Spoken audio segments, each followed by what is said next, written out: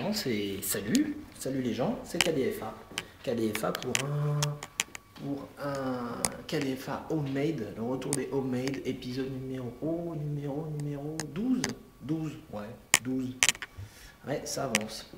Bon, ben, vous dire que là, on est à l'intérieur. Ça fait déjà à peu près un mois, ouais, un mois, que on est installé dans la maison. Tout s'est passé à peu près bien, remise des clés, tout ça. Là, on est dans la cuisine que vous connaissez déjà. Tout se passe à peu près bien. Les problèmes avec l'électricien. Oh là là, l'électricien, c'était quelque chose. C'était épique. Épique. À savoir, il nous a pas branché le chauffe-eau par exemple. Vous voyez, ce genre de petites choses. Il nous a conté des choses faites, enfin que soi-disant il a faites, mais qu'il n'a jamais fait. Enfin, que des petits trucs comme ça. Donc voilà. En ce qui concerne le séjour, ça n'a pas évolué, pas beaucoup, hein, par rapport à... Enfin, ça risque pas d'évoluer beaucoup plus d'ailleurs. Mais on va continuer, puis notamment on va aller vers l'extérieur. On va monter quand même voir la salle de bain.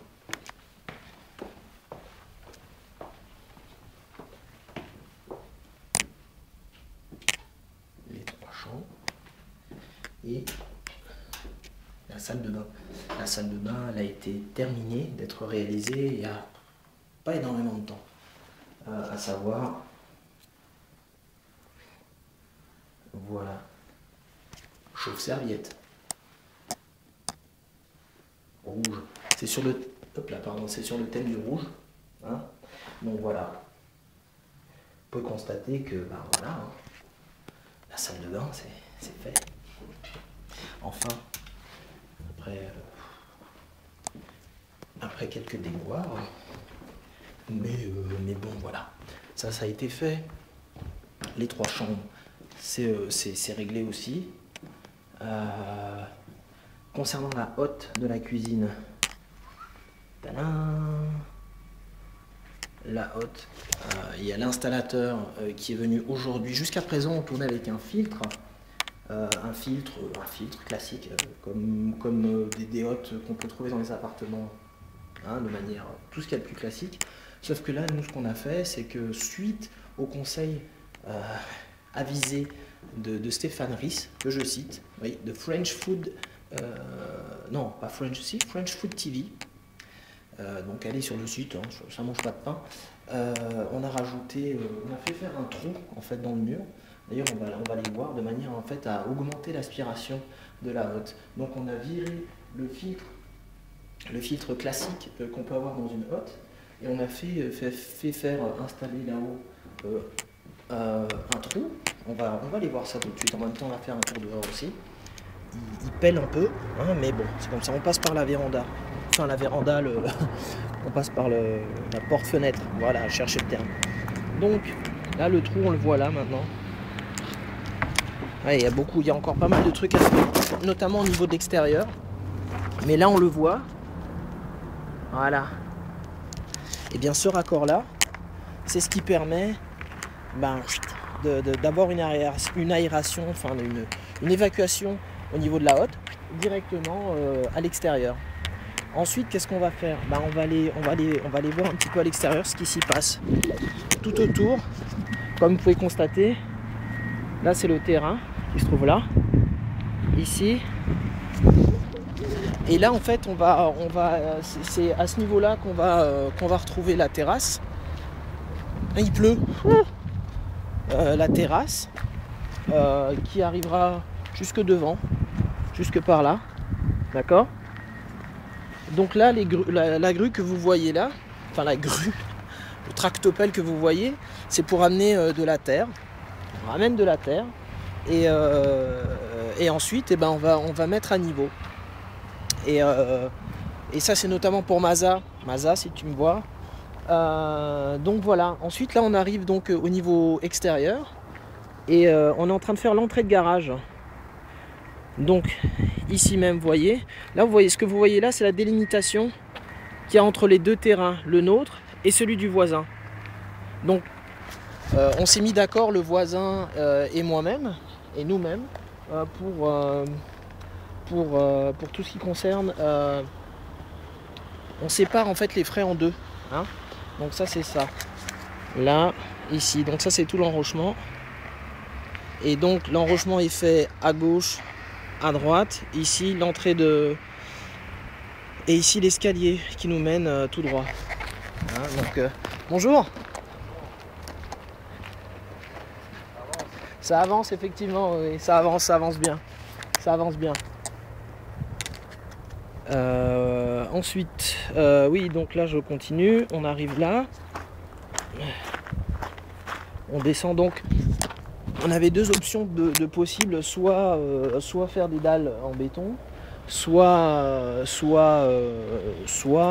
faire de l'enrochement. On a opté pour l'option d'enrochement parce que c'était pour des raisons de coût tout simplement.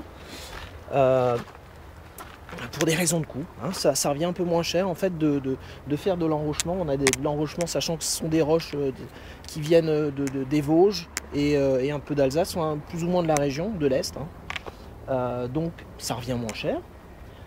Ensuite, voilà, là il s'agit de l'escalier, des blocs marches qui nous mènent donc jusqu'ici, jusqu'à la porte principale. Donc il faut savoir qu'il y a des piquets qui sont faits. Je ne sais pas si on en voit là. Non, on n'en voit pas bien, mais bon. Donc là, vous voyez, il y a une grille, il y a les marches. C'est un système de blocs marches. Et en fait, ils percent, ils forent et ils insèrent ils mettent des inserts en béton. Enfin, ils font couler du béton, des inserts de manière à stabiliser l'escalier et de faire en sorte que l'escalier ne bouge pas. Hein, parce qu'évidemment la terre travaille et pour éviter les mouvements, on fore et on stabilise à l'aide donc de piliers cet escalier. Et tout ça pour arriver jusqu'à l'entrée principale. Donc là derrière, au niveau du terrain, ici, ce que vous voyez là en bordel, en vrac, ça va être tout va être planifié, d'accord. Tout va être planifié, mettre à niveau, planifié, bon. Et donc voilà, ça va être mis à niveau. Ensuite on va faire tout autour du terrain, sur la délimitation du terrain, on va bien évidemment grillager tout ça. Être un grillage, ce sera sûrement un grillage semi-rigide. Et ensuite on va pouvoir sécuriser le terrain en quelque sorte. Parce qu'il y a une route qui est pas loin, qui est en fait en face. Et voilà, il faut quand même sécuriser tout ça. Qu'est-ce que je peux vous dire? Oui, c'est ici, ce sera l'emplacement donc de la terrasse. Donc ce sera également mis à niveau. Là, ils sont en train de commencer à mettre de la terre. Ensuite, on va mettre à niveau tout ça. D'accord. Et on va également, sur le même principe que l'escalier qui monte, on va mettre au niveau de la terrasse.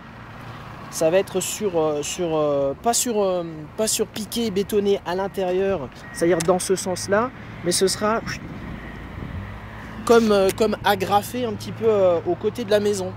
Ça permettra à stabiliser en fait cette terrasse, hein, qui sera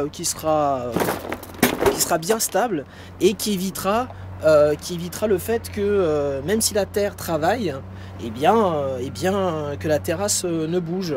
Donc pour stabiliser cette terrasse, voilà, c'est un système ce sera des petits piquets qui seront, on va percer un petit peu le mur ici, là, juste en dessous, le soubassement, hein, par intervalles réguliers. On va donc mettre des fils, des barres de fer, de manière ensuite à poser la terrasse par-dessus. Donc voilà, je profite de tout ça voilà.